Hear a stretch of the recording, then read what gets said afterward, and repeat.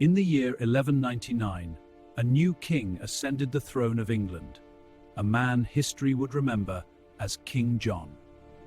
Brother of the legendary Richard the Lionheart, John inherited a vast but troubled kingdom.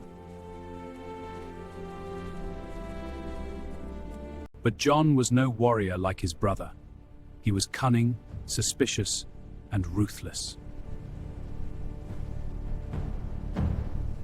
Heavy taxes, failed wars in France, and clashes with the church soon turned his own barons against him. In 1214, John's army was crushed at the Battle of Bouvines. His dream of reclaiming lost French lands lay in ruins. Bankrupt and humiliated, John returned to England to face the fury of his barons. The barons had had enough. They demanded the king respect ancient laws and limit his power. Sire, you have pushed us too far. Let your power or we will! In May 1215, the barons renounced their loyalty and marched on London.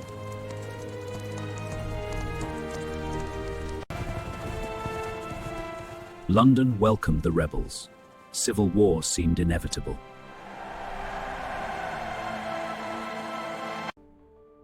Cornered, John agreed to meet the barons at Runnymede Meadow on 15th of June 1215. On a warm summer day, in a field by the Thames, history was about to be written.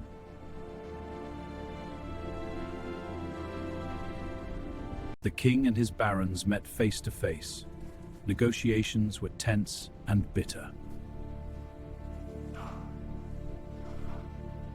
They presented him with the Articles of the Barons, demands for justice and limits on royal power.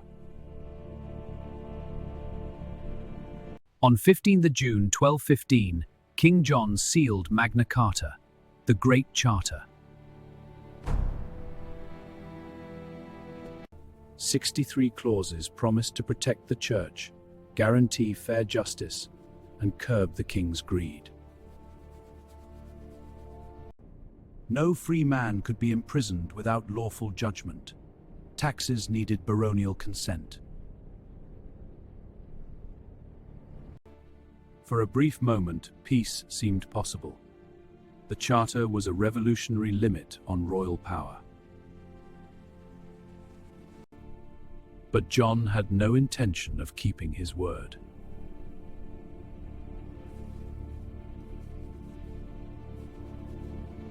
He appealed to Pope Innocent III, calling the charter illegal and shameful.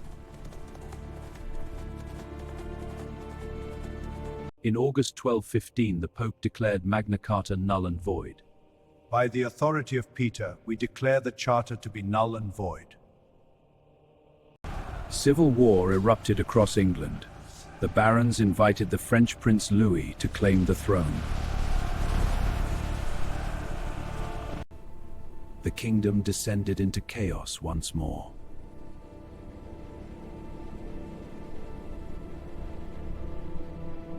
Exhausted and ill, John died of dysentery in October 1216 at Newark Castle.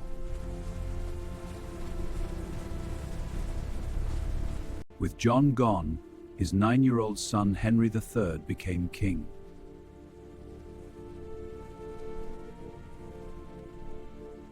To win back the barons, the Royal Council reissued a shorter version of Magna Carta in November 1216. 42 clauses this time, the most controversial parts removed to secure peace. I swear fealty to the king and Magna Carta. The Civil War ended. Magna Carta had survived its first betrayal. We depart these shores. Fall back! In 1217 it was reissued again, this time with a separate Charter of the Forest, protecting common rights. By this charter, I confirm your ancient rights.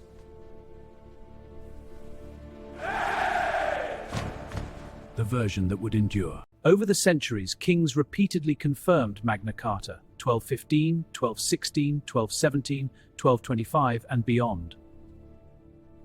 Its most famous words, "No free man imprisoned without lawful judgment," became the bedrock of English law.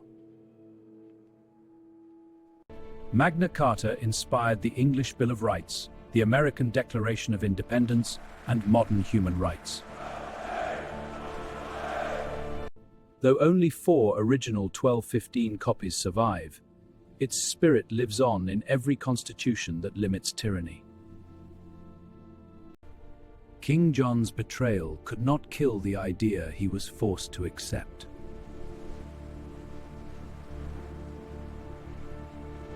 The Charter's principles were reissued and confirmed, surviving centuries of turmoil and modern democracies is profound.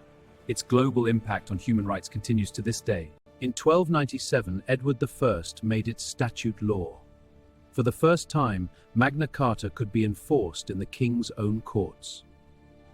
Over 40 versions were issued in the 13th century alone. The Charter was becoming part of England's unwritten constitution. The King's Acts defy the Great Charter. We must enforce it. Aye, the Charter binds the crown. No more delays. Let the principles are now woven into English law. For a time in the late Middle Ages, it faded from daily use. But it was never forgotten. In the 17th century, lawyer Sir Edward Coke revived it as a weapon against royal tyranny. Charles I's attempts to rule without Parliament brought Magna Carta roaring back to life. During the Civil War, both sides claimed the Charter. Parliament used it to justify limiting the king's power. After the Glorious Revolution, the 1689 Bill of Rights echoed Magna Carta's limits on monarchy. English colonists carried Magna Carta across the ocean to America.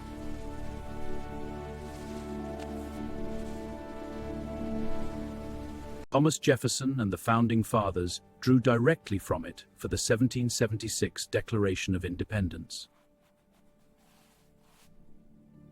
Its spirit shaped the United States Constitution and the Bill of Rights: no taxation without representation, due process, trial by jury.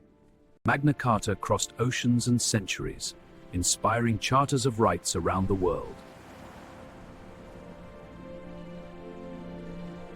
In 1948, the United Nations cited it as a foundation for modern international human rights.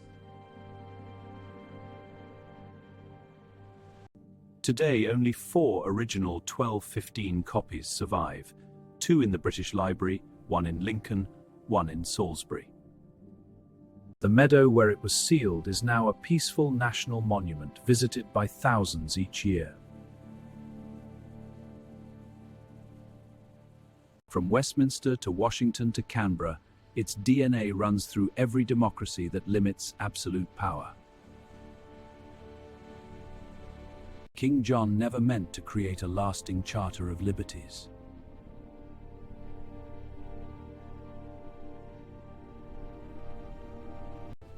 Yet the barons forced him to plant a seed that grew into the rule of law itself.